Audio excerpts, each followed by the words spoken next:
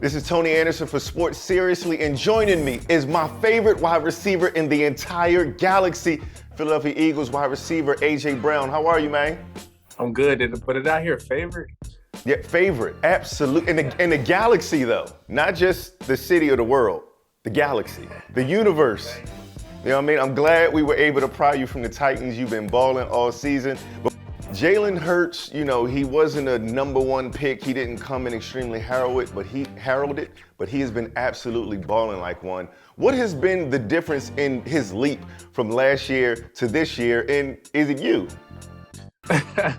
I think it's just the preparation. I don't want to take all the credit for him, but I think the preparation this offseason, the hard work he put in daily, countless hours over and over again, and he just wants to be great and want the people around him to be great too. And of course, I had to throw myself in there too. So. Alrighty. So now on a scale of 1 to 10, right? And I want you to go on your confidence level, 10 being the highest. How confident are you that Jalen will win the MVP? Oh, 10. Why is that? I think it's just the numbers, the team stats. I think it'll be hard to not pick him. You know, if you don't pick him, I think you're just hating at that point. Tell me about your relationship. You and him are thick as thieves. Talk to me about your relationship with Jalen off the field.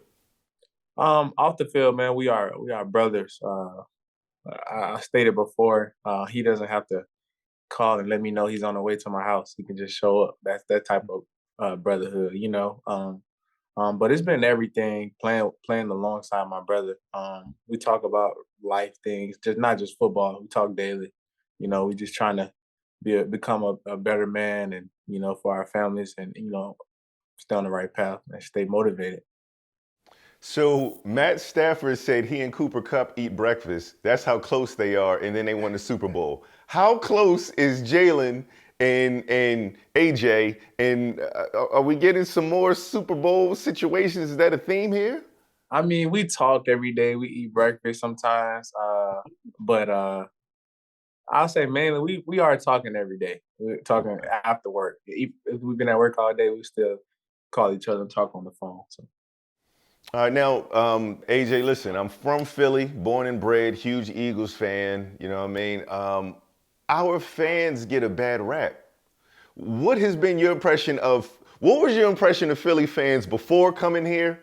And now what is your impression after being here? Before, I heard Philly fans they're gonna eat you alive. They're tough, and they hard on their players. But since arriving here, all I see is just passionate fans who love the sport, love their players. Support their players. Yeah, they do hold you accountable. I think that's the most thing I could say. They hold you accountable when you do something wrong. But I could just say they're passionate. They love the game. They love the sports. So yeah. I agree. I think we're misunderstood. You know what I mean? Booing Santa Claus, I mean, he deserved it. Like, what do you mean? you can't, what can I say? You shouldn't have been messing around, Santa. You know? AJ, you have some really dope touchdown celebrations. You got fined for some. How much work goes into doing a touchdown celebration? Is it something off the cuff? Do you rehearse with the fellas? What's that process like? It just depends. If it's something like a group thing, we definitely practice it like on like a Friday going into a Saturday. We'll practice it, but we discuss the celebration all week. But we know most importantly, we got to get in the end zone first, and then we have fun. So we can't forget the work. But once we get there, it's time to have fun because that's the fun zone.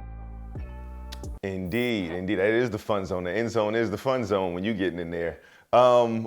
Huge game, big implications. Eagles, Cowboys.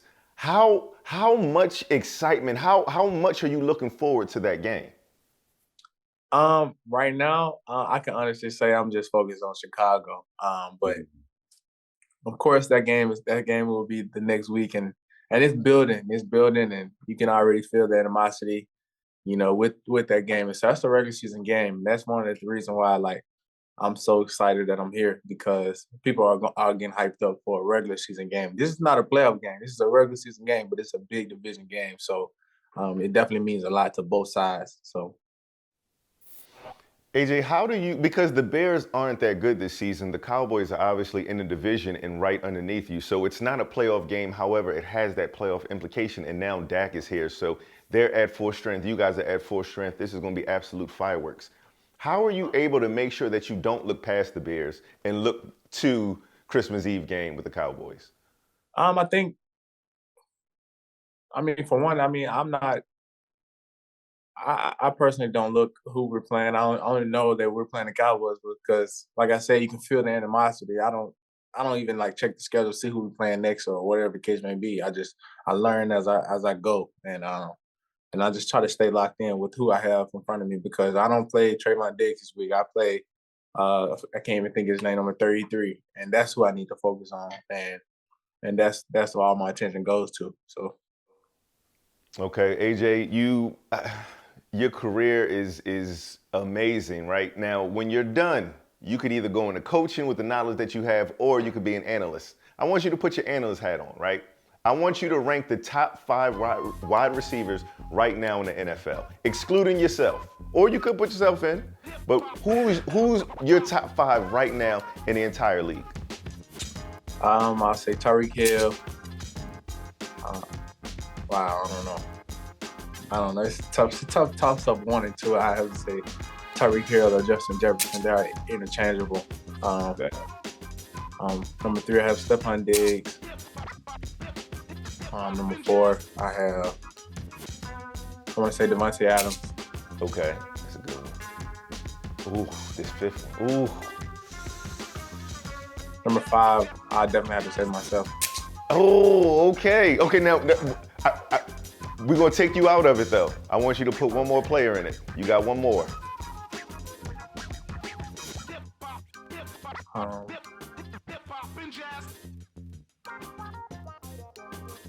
Jamar Chase. That was a good one. I love CeeDee Lamb. I'm glad you put Jamar in, though. We can't have them Cowboys in that list. We can't have them Cowboys in that list. CeeDee Lamb is top 10. I think he's top 10. Oh, without a doubt. That list was excellent. I can't argue It's with so that list. tough. I think it's so tough to crack the top 5, and those names that I name are really talented receivers, and some would say I'm probably 6, or so 6 or so. I don't know. I might be biased, but I got you in my top 5. I actually got you in my top 3, but again, I might be biased. But you a stud in the game. Still a lot more work to do. Without a doubt, we got to get that Super Bowl. Who's the toughest corner that you had to face? I'm actually interested, because you torch corners all day, all night. Who's the toughest corner you had to face? Athletic wise, I have to say Jalen Ramsey, but I just say like overall game and just so tough to deal with over and over again. I have to say Marlon Humphrey. He's like a he's like a gnat at a barbecue. He's just so annoying. He's so annoying. And it's every play, and you have to worry about everything with him. So he's very physical. So I have to say him.